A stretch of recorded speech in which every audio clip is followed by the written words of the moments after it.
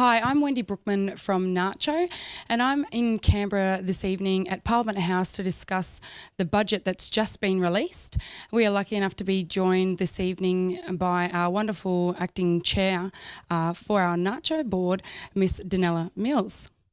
Welcome. Which way, my sister? The budget. All about the budget. Can you tell me what your thoughts are on the budget that's just been released and how it's going to affect our people? Okay. Look, the Treasurer's, starting position was all around surplus. We've achieved a surplus. Next year we'll achieve a surplus. Year after year, more and more surplus. What I would say to government is, if we are in a surplus, why are they not addressing the most vulnerable people in our communities, which are Aboriginal and Torres Strait Islander people? So I welcome, the minimal announcements that have come into our sector, but I really am saying to government, how can you speak on one hand about a surplus when you're not willing to address unmet need in our communities? Discussing the budget this evening with a number of people, we get a feel of I guess the disappointment. There's a lot of bittersweet. We've got money in some areas and in some areas, completely nothing. It's like it's been completely missed. With the budget that we've been given, is there any new funding? I heard we've spoken about housing and things like that, but is there actually any new funding that we've been given? Look, NACCHO, what we did was we were really clear in articulating our 5 priorities. So we had 5 clear priorities that when we went with our members, they were the areas of need that our members saw. Yeah. So we called to government for increased base funding into Aboriginal community-controlled health services. We also called to government to increase funds for capital works and infrastructure. And capital works, we need to be able to increase our clinics, to be able to address access, to be able to provide more services to our people on the ground.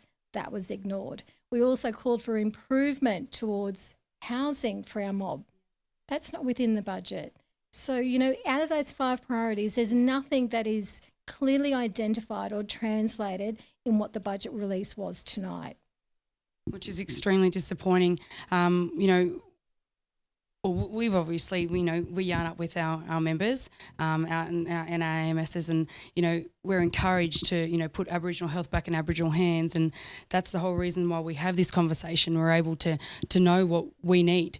I guess it is disappointing that they weren't addressed. Now, with the funding that was given, was it ever discussed with NACCHO, or was there any input that NACCHO had with the budget release that was given? With all organisations, we have a due date. So we submitted our pre-budget submission on date. The positive influence or positive remarks we received from Minister Hunt was, fantastic, NACCHO, you got your submission in on time. After that point, there was no conversation in unpacking our priorities. So what we found tonight is just, really surprising. But, there is hope. The 15 million that's been earmarked to start to address, youth suicide, that is a really welcomed response.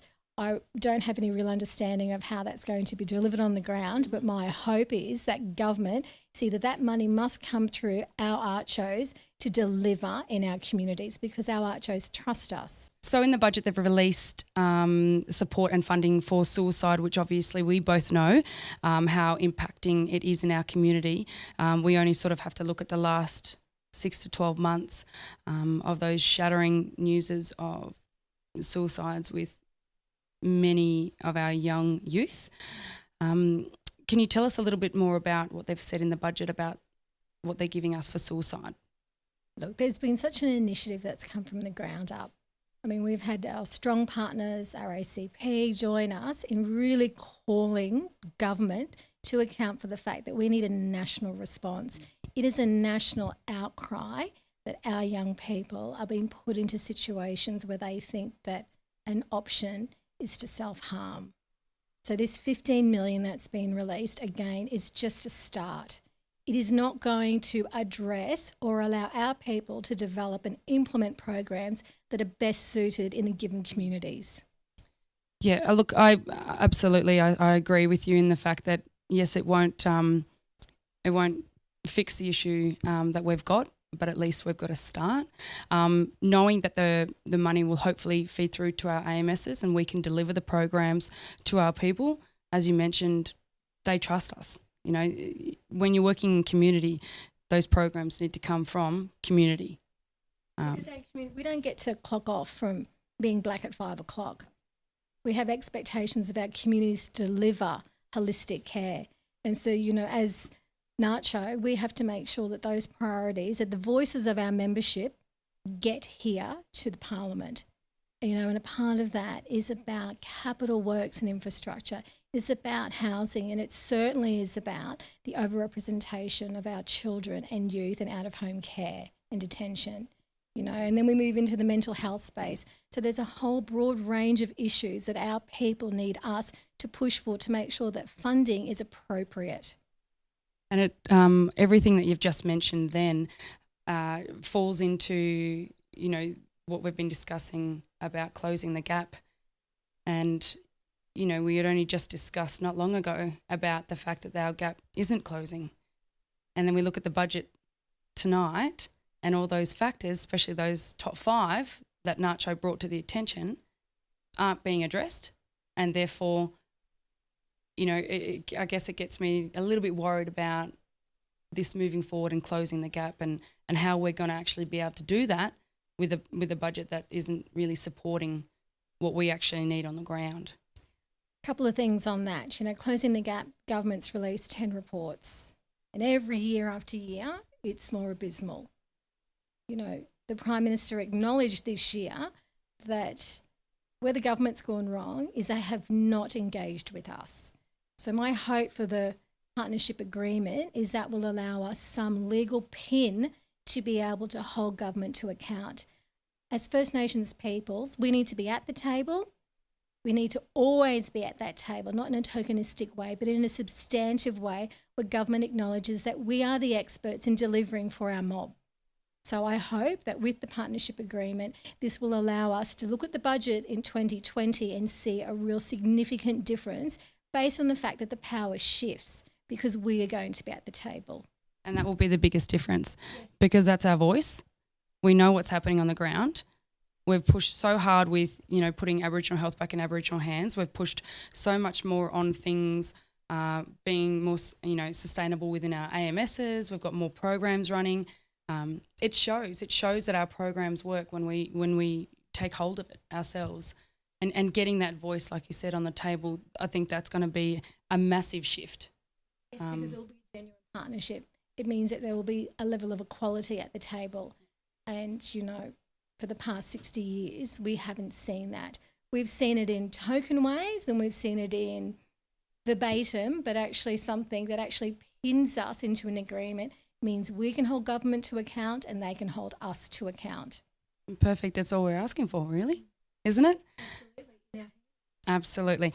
Thank you so much for giving us some time. I know that you're very, very busy.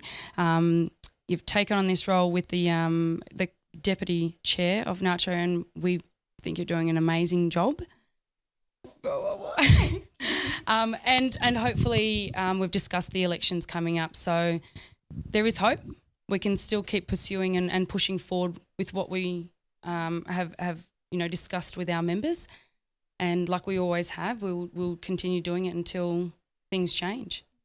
If I can just make a closing remark, you know, I just want to say to all our members, I absolutely acknowledge the work that they do, which is under really strenuous circumstances.